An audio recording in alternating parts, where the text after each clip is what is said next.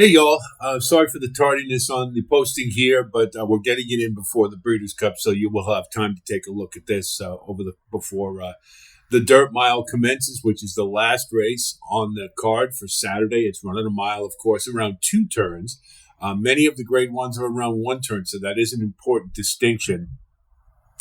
Taking a look at this field, you got a lot of early lick in this one with Saudi Crown and T.O. Saint Denis, who we remember from the Ali Sheba, who just ran, was a bullet. And luckily, First Mission was able to track him down. You got Full Sobrano, Seize the Gray, Tumbarumba, Moose, Domestic Product, and Mufasa. So not to mention Cagliostro or Skippy Longstocking. So there's a lot of horses who want to be up and around the lead, and this is going to be a question of who can outlast the field, I think. We'll take a look at him. Start with Saudi Crown. I've always liked this horse. He has one way to go. He can rate if he needs to, but why would you on the rail? The real question is going to be, how's he going to handle T.O. Saint Denis if he does what he did in the Al Sheba, which is just bolt and just go as long as he can, as fast as he can. Saudi Crown on the rail should be able to control things, and if he does, he's certainly a horse that, with the two-turn stamina and being effective at longer distances on the front end, has a chance to outlast the field. The problem is, most recently, his form seems to be a little off since he's come back from Dubai. So there are some question marks with him, but I think Saudi Crown is one that you really kind of have to use with a speed horse on the rail. T.O. Saint Denis, we spoke about that. This was a Japanese import. He's already been here once in the Ali Sheba Stakes. That was in the mud, and he just screamed out of the gate and just was a house of fire all the way around the track. And First Mission was lucky to catch him. Whether or not he's going to do that again, I don't know. If he tries to do that, and it is a tendency of the Japanese to try to be a little on the speed favoring side. We've seen that on Friday, the first couple of races with American Bikini in particular, trying to go up alongside Nooney, and who was setting lightning fast fractions, and didn't work out too well. They may be a little overconfident as to how fast their horses are. I don't know. But I think this one's a pace factor only, and I'm going to let him go. Full Sobrano was another one who ran a very brave race in the Pacific Classic, and I thought should have won. It was a really bad beat. He just was easily the best horse that day. Was not the greatest of fields, but he ran huge. And at 1.25 miles, now cutting back to a mile certainly favors his style a little better. But he just ran so big last time. I have a feeling there's a regression coming, and so I'm going to let Full Sobrano go. Next, we have Katona, and this one has been, he's just sort of around in the California races. Well, that's not going to cut it at the Grade 1 level here, and he's just not good enough, and I'll let him go as well. 3 Technique has been in really good form by the Clocker reports. He's been training very well. This is a horse that we know what he's going to do. He's going to come from the clouds, and at 7 years old, I think it's a tall order to win this race, but there should be some pace to run to, and I think he'll be coming late. 3 Technique at 30-1, certainly a horse you want to use underneath. Seize the Gray for the coach. Arrogates, what they do, they get better as they progress. And this one has really had a very nice year. The Pat Day Mile, the Preakness, the Pennsylvania Derby. And the Pennsylvania Derby last time, I thought he was very impressive getting on the lead. He does not need the lead. We saw that in the Pat Day Mile. And I think a rating trip here, just off some of the more prominent front runners, will make a lot of sense. And I think Seize the Gray being, 3-year-old against older, I believe it's for the first time he's doing that. So we'll see. But I think this horse has the talent to win this race. And at 10-1, I think you're getting a really good price. I'm going to be using Seize the Gray liberally. Tumbarumba is a horse I've always liked. This is a real hard knocker. He brings it every single time. The problem, of course, is he's got 4 straight seconds, the most recent one in the ACAC. He just seems to not quite be fast enough. He's a really good Grade 3 horse. He's not a Grade 1 horse, but I'm going to use him because at 30-1, I know he's going to bring his best. and hopefully he can get into money to spice up the exotics. Post Time is a horse that I think everything sets up just right for this one. You're going to have pace to run to. You got a shorter distance at a mile, and this one has two-turn pedigree or two-turn experience, and he's shown that he doesn't scare easy. He'll fight no matter what the level of competition is, and he's got pace to run to. His post is decent enough, so he'll be in a decent position. And at 12-1, I love Post Time in this race, and that's my pick to win it. Domestic Product, on the other hand, is a horse that, since they've cut him back to one turn, has been a much better horse with the Dwyer and the Jerkins under his belt. The Jerkins in particular was a very impressive race, given the talent level in this field. But again, this is a horse going against Older for the first time, who is a little suspect around two turns. Now, you can go back and say, okay, Alex, but he did win the Tampa Derby. Go back and look at that race. That was a joke of a race. The factions were 51 and 116. The field wasn't much. And he came back to run at Monmouth.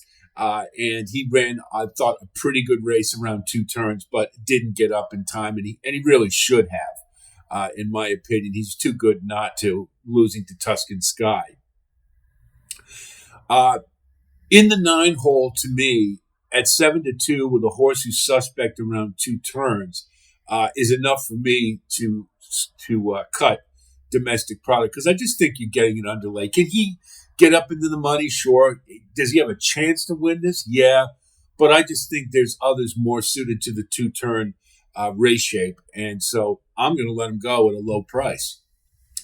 Muth is another one that, he's going against Older for the first time, and you really can't like him after the California Crown. I mean, he just didn't bring it at all against older horses for the first time. He was a horse who was, very nice at 2. He was nice at 3, but he hasn't run a lot. And then you come back after a layoff and you run in the California Crown, a race that I thought set up pretty well for him, and he just didn't bring it at all. At 9-2, I can't do it. He's going to get bet down because of the California aspect and Bob Baffert. But I can't like him in this spot, and I'm going to let him go. So now we come to Cagliostro for Cherie DeVoe, and this is a horse I've always liked. He's another hard knocker. He always seems to bring it. In the Forego, he blew the brake completely and yet was still able to get up for fourth. He got a decent third in the Act. This is a horse who can handle two turns, and the fact that some of the others are a little suspect at it kind of elevates Cagliostro to me.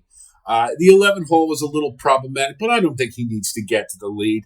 He can rate. He's done it before, so I'm not worried about that. He's got Jose Ortiz in the irons. I think there's a lot of things to like about Cagliostro, especially at 30-1. I do think he doesn't quite have the top end to win this race, but I think he's a very good bet to be underneath, and that's where I'll probably use him.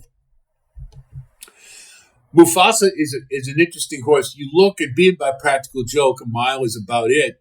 But you look at his back class, running down in Argentina, I believe it was. He ran at two turns just fine many times. And granted, he's probably just much classier than the rest of his the horses he was running against. But it still shows that he can get it. Now, the 12-hole is going to be a big problem for this horse, I think. But I'm not really worried about the distance. I'm just worried about, from the 12-hole, being able to work out a trip. However, I think this is a horse on the rise. And at 12-1, I love that price. And this is a horse that might be able to pull the upset. It's going to be a tall order from the 12-hole with all that speed to the inside. But if Irad can work out a trip, this one has a really good chance. I'll be using Mufasa. And finally, with the Scratcher Pipeline, we come to Skippy Longstocking. This is a Grade 3 stakes winning horse. He's a Grade 3 horse. That's what he is. That's what he does. When he's moved up in the Grade 1 company, save for the Woodward, which was kind of a depleted field, and a race, frankly, he should have won on the front end. Most of the time, Grade 1s are a problem for this horse. Now, I think he can be competitive in this field. I do. The problem is the 14 hole. I mean, there's just no way around that. He's going to have to work awful early to get into position. He does have two-turn pedigree. He does have two-turn experience. I think that's very important here. But I really wonder in the 14 hole whether or not he's going to raise his game to win this race. I could see him getting underneath, but at 4-1, I really don't want any part of him, and I'm going to let Skippy Longstocking go, but I can see using him. So we'll review here. I like post time. I just think everything sets up for it, particularly with Tio Sandini in this race, who I think is just going to be a bullet like he normally is. Saudi Crown, sees the gray. I mean, there's just so much early lick in this race. It has to set up for a closer.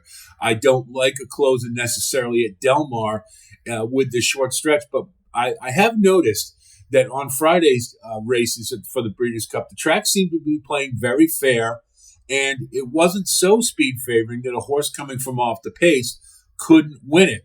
The other thing to note is post time in his last race was up closer to the pace, and I think if he can do that, that even improves his chances. The 8 hole shouldn't be a problem, but I think the race shape sets up really well for him, given some of the vulnerability of the others.